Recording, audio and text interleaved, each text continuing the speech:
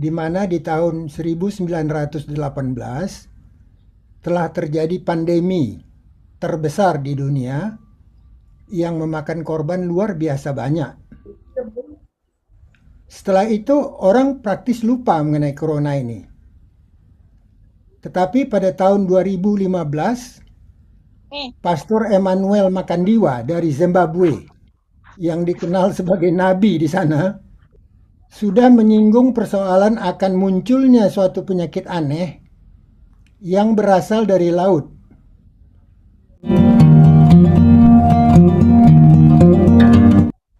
Jadi mungkin saya mulai dulu dengan memperkenalkan Pak Dokter Andri Hart dan Pak Dokter Sostenus ya. Sostenes, Pak. Sostenus ya. Sostenus ya. Bapak-bapak, ibu-ibu, teman-teman, pada hari ini kita akan memulai acara suatu series yang menjelaskan mengenai COVID-19. Acara ini akan dilakukan dalam seminggu, beberapa hari dalam seminggu. Sorry. Saat ini kita kedatangan Dr. Andri Hart dan Dr. Sostenes yang merupakan narasumber kita. Pembicaraan kita adalah menyangkut COVID-19 yang dikenal juga dengan nama coronavirus. Sebenarnya corona ini sudah diketahui cukup lama, yaitu salah satu penyebab dari influenza, di mana di tahun 1918 telah terjadi pandemi terbesar di dunia yang memakan korban luar biasa banyak. Setelah itu orang praktis lupa mengenai corona ini. Tetapi pada tahun 2015, Pastor Emmanuel Makandiwa dari Zimbabwe yang dikenal sebagai nabi di sana sudah menyinggung persoalan akan munculnya suatu penyakit aneh yang berasal dari laut. Nubuat itu diulangnya pada tahun 2016 dan 2017. Pada saat itu, kemudian Bill Gates dalam TED Talk itu adalah Technology Entertainment Design, pembicaraan mengenai hal ini di Davao, Filipina, pada awal 2015, telah menjelaskan mengenai bahaya mendatang di dunia ini bukanlah perang dunia ketiga, di mana orang harus sembunyi di ruangan bawah tanah di basementnya, membawa makanan satu drum, berikut minuman, tetapi musuh yang dihadapi ini kali adalah coronavirus, dan dia memproyeksikan itu dengan proyektor di whiteboardnya. Setelah pembicaraan Bill Gates itu, dunia juga tidak banyak bereaksi.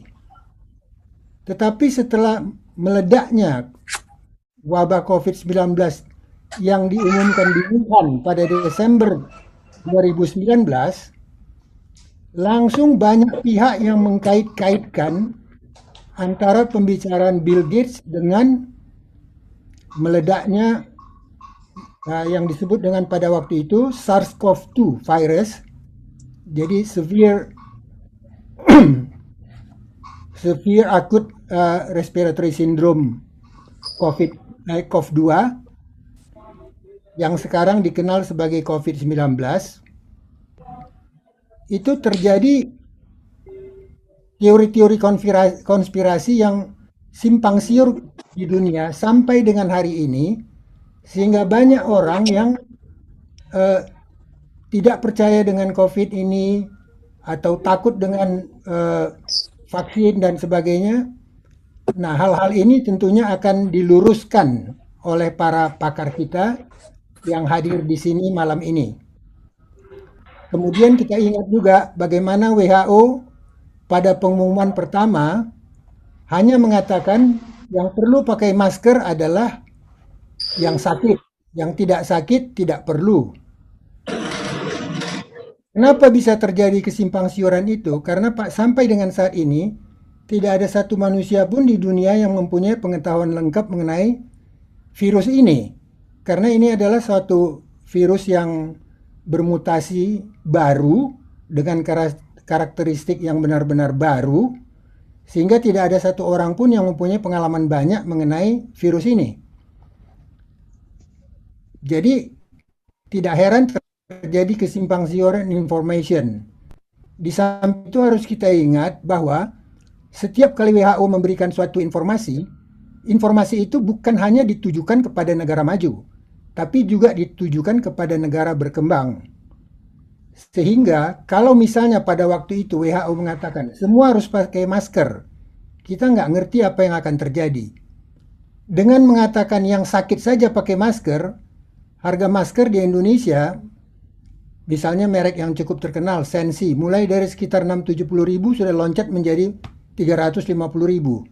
Pada saat dikatakan dua-dua harus pakai masker, baik yang sakit maupun yang tidak sakit, itu harga masker mencapai 500 ribu. Nah, kita bisa bayangkan bagaimana dengan negara-negara yang lebih kurang maju dibandingkan Indonesia. Tentunya itu suatu malapetaka besar karena short supply. Jadi dalam hal ini memang kita tidak heran bahwa WHO bisa memberikan informasi yang kita anggap tidak konsisten. Begitu juga dengan negara-negara lain di dunia yang mempunyai institusi kesehatan ataupun BPOM misalnya, yang informasinya juga dari satu hari ke hari lain bisa berubah. Itu disebabkan oleh dinamika yang demikian besar akibat kegiatan dari virus ini, sehingga tidak ada satu pihak pun sebenarnya yang bisa kita salahkan, karena semua pihak tidak ada satu pun yang mempunyai pengetahuan lengkap mengenai virus ini. Oleh karena itu, marilah kita bersama-sama memenuhi anjuran-anjuran yang telah ditentukan oleh pemerintah, yang semuanya mempunyai background saintifik yang kuat, baik oleh ikatan dokter, oleh para ahli mikrobiologi, oleh berbagai macam bidang. Jadi sebaiknya kita mengikuti semua saran-saran yang ditentukan oleh pemerintah kita masing-masing. Dr. Sostenes yang kerjanya tiap hari ketemu melayani pasien-pasien COVID. Ya, saya ini bekas pasien COVID ya. Dulu saya dokter. Oh, ya. Saya kena COVID Februari 2020. Jadi 1 bulan sebelum masuk Indonesia COVID-nya itu. Jadi belum ada PCR. Bahkan waktu itu dokter juga mengalami gangguan pankreas ya? Ya, saya dengan gangguan pankreas. Waktu itu saya tertular dari pasien flu yang baru datang dari Seoul, dari Korea. Saya sebetulnya menjaga diri dengan bekerja di klinik medical check up dan klinik gizi karena saya spesialis gizi klinik ya. Tapi waktu itu ada pasien yang mengalami flu, baru datang dari Seoul, saya kasih masker, tapi kayaknya cepat sekali nularnya ya. Nah, itu. Jadi gejalanya itu, saya nggak punya riwayat asma ya. Memang pernah ada serangan jantung, tapi nggak sampai di nggak sampai PTCA, nggak sampai dipasang ring gitu. Tapi saya punya pankreatitis berulang. Gitu. Jadi pankreatitisnya kambuh, lalu disertai dengan gangguan napas, nyeri dada yang luar biasa di sebelah kanan, wheezing ya. Yang YouTube ya. Halo? Ya itu. Ya, Pak Andri. Ya dengan wheezing, dengan nyeri dada kiri, nggak bisa tidur sama sekali, gangguan pembau dan sebagainya, sehingga saya nggak makan sama sekali sampai 4 hari. Saya tambahkan dengan nutrisi ini aja enteral.